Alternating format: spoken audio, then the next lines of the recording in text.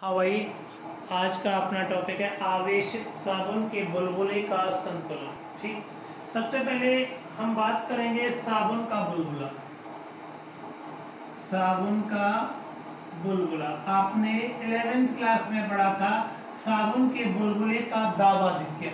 मैं मान लेता हूँ, माना कोई कैपिटल R त्रिज्या का कोई साबुन का बुलबुला है।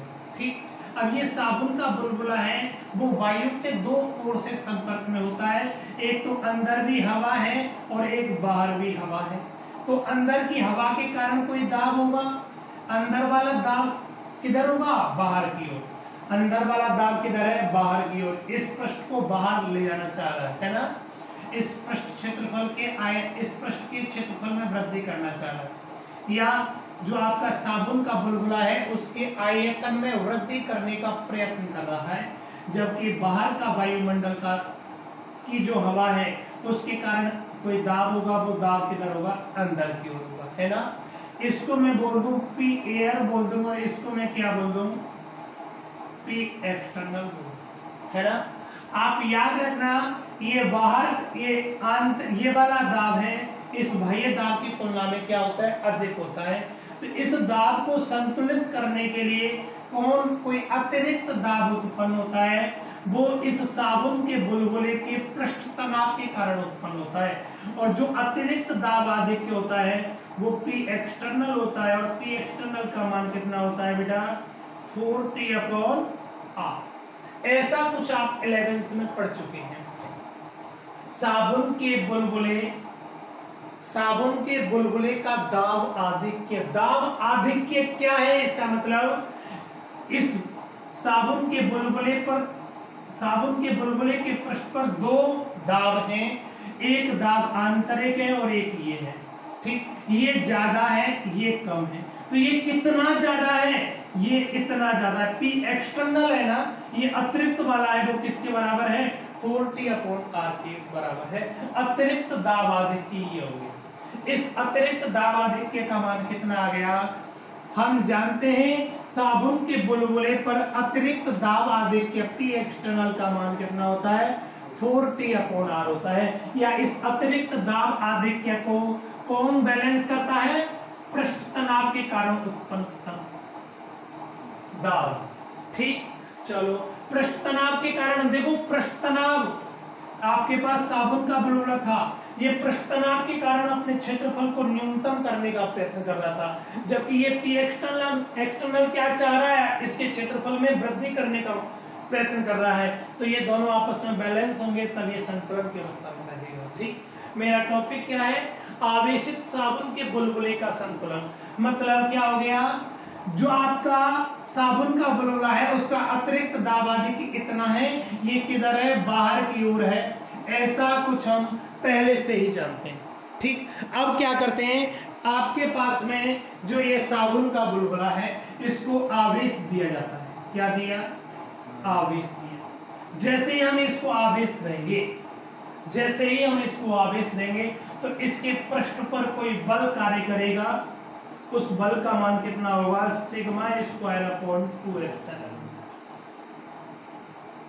इस बल के कारण इसके पृष्ठ पर कोई दाब काम करेगा, उसका मान भी कितना होगा? σ²/2ε। ऐसा कुछ आपने इससे पहले वीडियो में देखा, ठीक है ना। चलो अब देखो, इस दाब का मान है वो भी किधर है? दाब की जो दिशा है वो भी किधर है? बाहर की ओर है।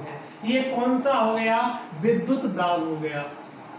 विद्युत दाब P, और इस P का मान कितना है? σ²/2ε0।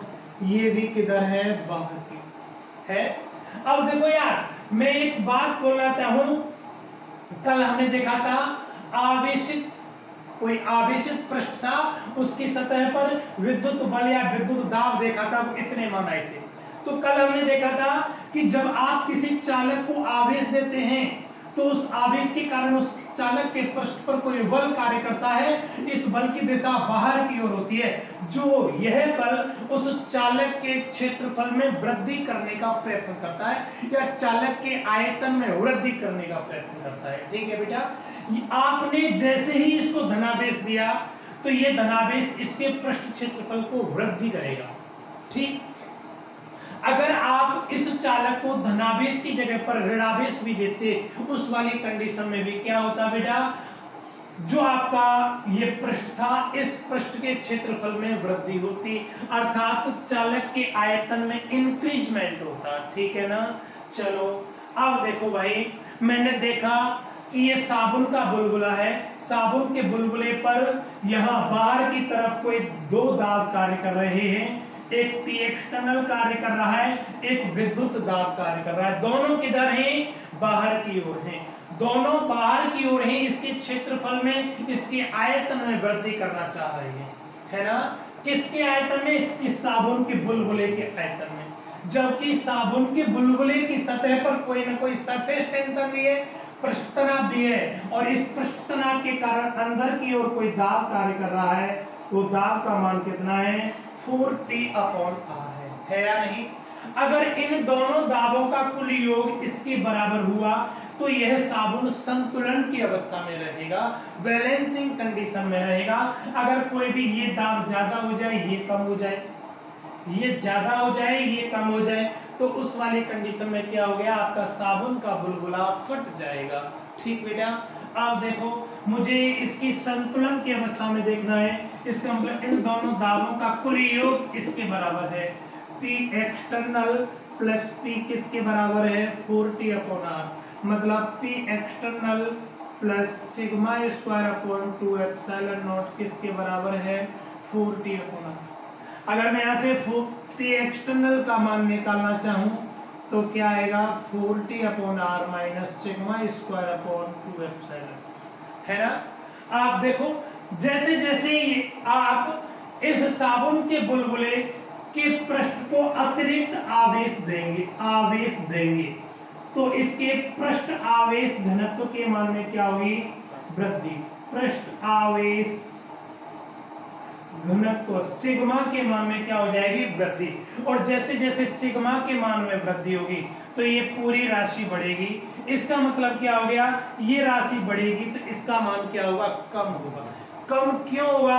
आप सोचो, ये 50 है, ये 40 है, और ये कितना आएगा? 10 आएगा। आपका ये 50 है, ये 40 है, तो ये कितना आएगा? 10 आएगा। आप जैसे जैसे इसका मान बढ़ाएंगे, 40 की जगह पे 41, 42, 45 करेंगे तो ये वाला मान क्या होता जाएगा? कम होता जाएगा। तो मैं वही चीज बोल रहा हूँ, आप जैसे जैसे साबुन के बुलबुले को अतिरिक्त आवेश देंगे तो उसके पृष्ठ आवेश घनत्व के मान में वृद्धि होगी, और पृष्ठ आवेश घनत्व के मान में वृद्धि होगी तो P एक्सटर्नल के मान में क्या होगी? कमी होगी। तथा एक ऐसी स्थिति आ जाएगी कि P एक्सटर्नल का मान कितना हो जाएगा? 0। भाई 0 क्यों हो गया? आप इसका मान बढ़ाते गए तो इन दोनों का मान जैसे ही बराबर हुआ तो P एक्सटर्नल क्या हो गया? 0। और जैसे ही P एक्सटर्नल का मान 0 हुआ तो उसके बाद में आपका साबुन का बुलबुला है वो क्या हो जाएगा? फट जाएगा। ठीक। तो साबुन के बुलबुले की संतुलन अवस्था के लिए P एक्सटर्नल का मान कितना कर दूं मैं यहाँ? 0। तो आपको क्या मान मिलेगा? 4T/R minus sigma square upon 2 epsilon not बराबर 0। मतलब यहाँ से बोल सकता हूँ 4T/R बराबर सिग्मा स्क्वायर अपॉन 2 एप्सिलॉन मिलेगा। ये आपके पास R है। ये R क्या है? आवेशित साबुन के बुलबुले की त्रिज्या। अगर आपको आवेशित साबुन के बुलबुले की त्रिज्या निकालनी हो तो आप यहाँ से इजीली निकाल सकते हैं। R बराबर कितना आएगा? 4 दूनी 8 एप्सिलॉन नॉट T बटा सिग्मा स्क्वायर, इतना मान मिलेगा। यदि आप जो आवेशित साबुन का बुलबुला है इसके पृष्ठ आवेश घनत्व सिग्मा का मान निकालना चाहें तो देखो सिग्मा स्क्वायर बराबर कितना मिलेगा? 8 एप्सिलॉन नॉट T बटा R। ये इधर गया, ये आ गया। सिग्मा स्क्वायर का मान, सिग्मा का मान निकालोगे तो क्या आ जाएगा? अंडर रूट आएगा या नहीं आएगा? यदि आप साबुन के बुलबुले पर जो कोई आवेश है वो आवेश ज्ञात करना चाहें तो आवेश क्या होगा? आप देखो, क्योंकि सिग्मा बराबर Q बटा S, Q का मान कितना आएगा? सिग्मा इंटू आएगा। आप देखो Q बराबर सिग्मा का मान कितना है? अंडर रूट में 8 एप्सिलॉन नॉट T बटा R। और क्या है एस, एस क्या है, साबुन के बुलबुले का संपूर्ण पृष्ठीय क्षेत्रफल कितना आएगा, 4 पाई आर स्क्वायर आएगा। ये आर स्क्वायर यहाँ से अंडर रूट में जाएगा तो आर की घात क्या हो जाएगा, 4 हो जाएगा, आर से आर कट जाएगा, आपको क्यू बराबर कितना मिलेगा, 4 pi under root 8 epsilon naught T into R Q. ये क्या आ गया, आवेशित साबुन के बुलबुले की सतह पर उपस्थित आवेश, ये आवेश आ गया, उसका पृष्ठावेश घनत्व आ गया, ये आवेशित साबुन के बुलबुले की क्या आ गई बेटा, त्रिज्या।